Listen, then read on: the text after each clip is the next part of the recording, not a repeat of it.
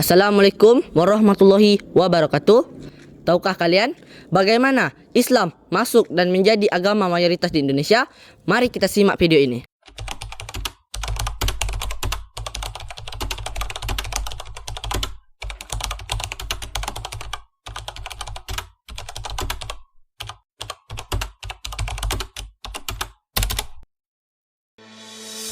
Indonesia, negeri dengan ribuan pulau dan keberagaman budaya, memiliki sejarah panjang dalam perjalanan agama.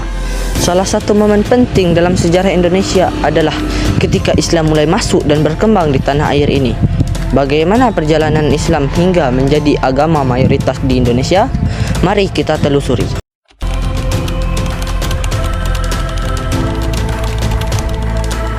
Islam berkembang pesat di Indonesia berkat peran besar para pedagang muslim dan ulama. Selain berdagang, mereka juga melakukan dakwah dengan cara damai. Mereka mengajarkan ajaran Islam melalui pendekatan yang ramah dan menghormati tradisi lokal. Misalnya di Aceh, para pedagang muslim dari Gujarat dan Arab menyebarkan Islam melalui interaksi sosial, pernikahan, dan kegiatan keagamaan.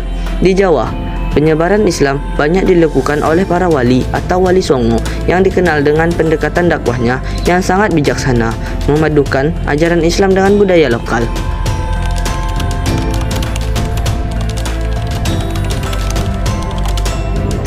Pada abad ke-14 dan ke-15, kerajaan-kerajaan Islam mulai tumbuh dan berkembang di berbagai wilayah Indonesia. Kerajaan-kerajaan seperti Kesultanan Malaka, Kesultanan Demak, dan Kesultanan Mataram menjadi pusat penyebaran Islam di kawasan ini. Islam tidak hanya mengubah aspek spiritual masyarakat, tetapi juga membawa perubahan besar dalam politik, ekonomi, dan budaya. Islam menjadi jembatan yang menghubungkan Indonesia dengan dunia luar, baik di bidang perdagangan internasional maupun dalam perkembangan ilmu pengetahuan.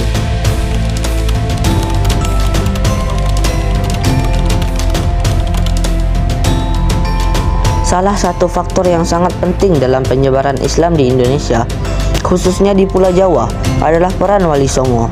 Mereka adalah 9 orang ulama besar yang berperan besar dalam mengajarkan Islam kepada masyarakat Jawa pada abad ke-15 dan ke-16.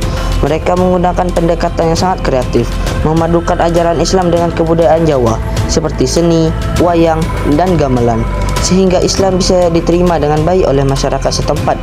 Dakwah mereka tidak hanya terbatas pada aspek ibadah, tetapi juga pada moral dan kehidupan sosial.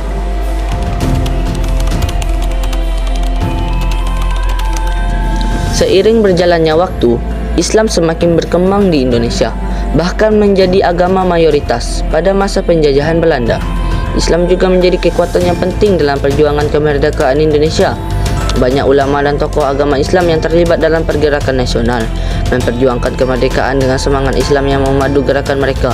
Setelah Indonesia merdeka, Islam tetap menjadi bagian integral dari kehidupan bangsa, baik dalam aspek agama, sosial, dan politik. Hingga saat ini, Indonesia tetap menjadi negara dengan jumlah umat muslim terbesar di dunia. Islam telah menjadi bagian yang sangat penting dalam kehidupan sehari-hari, baik dalam aspek spiritual, budaya, maupun sosial. Umat Islam di Indonesia sangat beragam dengan berbagai tradisi, namun tetap bersatu dalam ajaran-ajaran Islam yang luhur. Islam di Indonesia terus berkembang, menjaga keseimbangan antara tradisi dan modernitas, serta berkontribusi dalam membangun bangsa.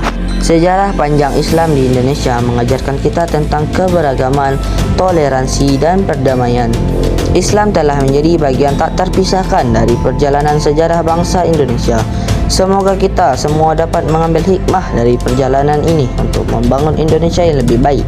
Wassalamualaikum warahmatullahi wabarakatuh.